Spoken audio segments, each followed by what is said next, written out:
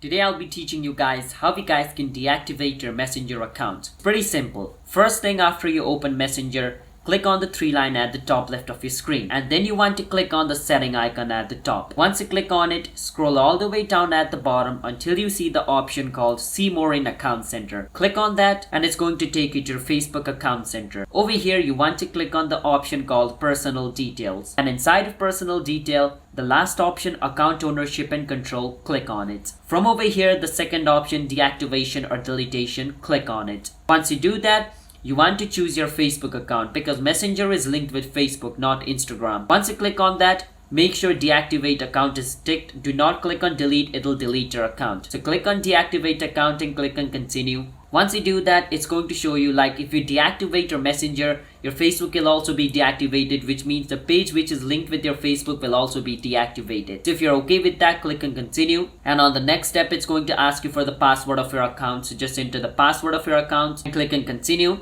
And if the password is correct, your Facebook Messenger will be deactivated along with your Facebook. You cannot just deactivate your Messenger, so that is how it works. But I don't want to deactivate my account, that's why I'm not going to enter the correct password. That is basically how you guys can deactivate your Facebook Messenger.